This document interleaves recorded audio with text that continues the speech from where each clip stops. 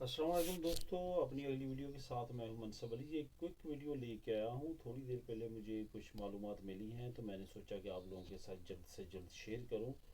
इस वजह से मैंने ठीक तरह से तैयारी भी नहीं की और इसी तरह से आपके सामने बैठ गया वीडियो बनाने के लिए।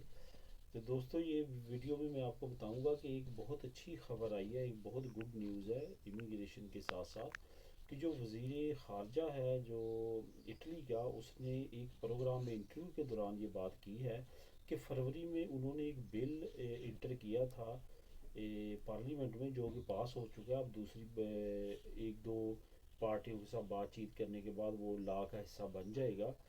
उसमें कुछ चेंजिंग आई थी जिसमें वो लेके आना चाहते हैं इमिग्रेशन में। जिस तरह के पहले एक कानून था कि 2 साल बाद कोई भी इलीगल आता है तो वो अप्लाई करके पेपर लीगली ले सकेगा, लेकिन फिर कानून चेंज हो गया था 4 साल का, कि 4 साल तक होना।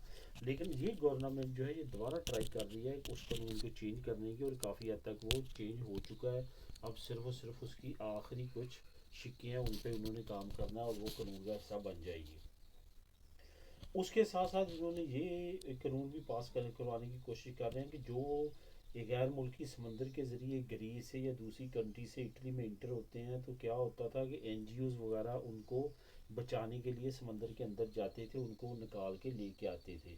तो इटालियन गवर्नमेंट क्या करती थी, उन पे जुर्माना डालती थी कि आप इनको बचा के क्यों लेके आ रहे हैं बाहर इटली की सरजमीन पे।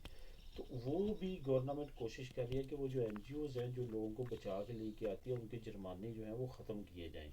उससे क्या होगा कि ज़्यादा से ज़्यादा जानें बच सकेंगी और ज़्यादा से ज़्यादा जो गैर मुल्की आते हैं इटली में वो महफूज रह सकेंगे। ये भी एक बहुत बड़ी अचीवमेंट है। आपको पता है कि बहुत सारे अनफॉर्चुनेटली बहुत ज़्यादा जो हमारे भाई थे वो समंदर के रास्ते जब आते हैं तो उनकी ज़िंदगियां बहुत ज़्यादा ख़तरे में, और बहुत मरतबा ऐसा भी मिस हैपन हुआ है कि वो उनकी डेथ हो गई है पानी में ही डूब के, या जो भी उनके साथ मसले बनते हैं भूख की वजह से, प्यास की वजह से।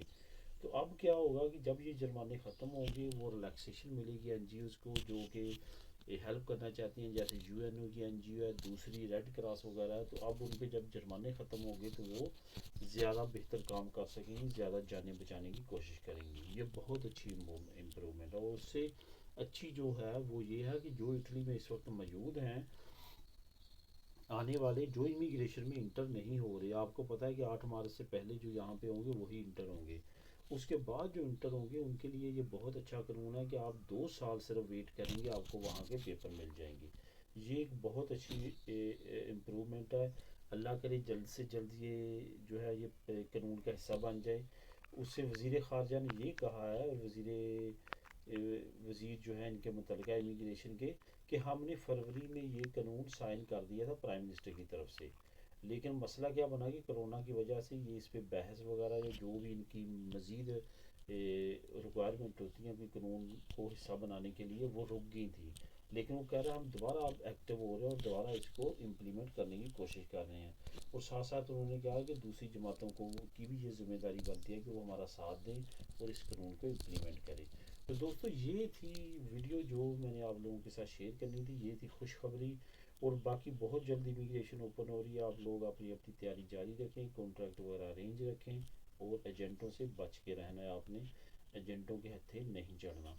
और जैसे नई से नई अपडेट आ रही है मैं आप लोगों के साथ फ़ौरन शेयर किया करूँगा। जैसे कि अभी मैं सो के उठाऊँ और मैंने न्यूज़ वगैरह देखी है सारी, और फ़ौरन मैंने आप लोगों के साथ शेयर कर दी हैं। तो आपने इस चैनल को लाजमी सब्सक्राइब कर लेना है। जैसे जैसे जो भी मालूमात आएगी मैं फ़ौरन अपलोड करता रहूँगा और आप तक पहुँचाता रहूँगा। तो मिलते हैं अपनी अगली वीडियो में, तब तक के लिए अल्लाह हाफिज़।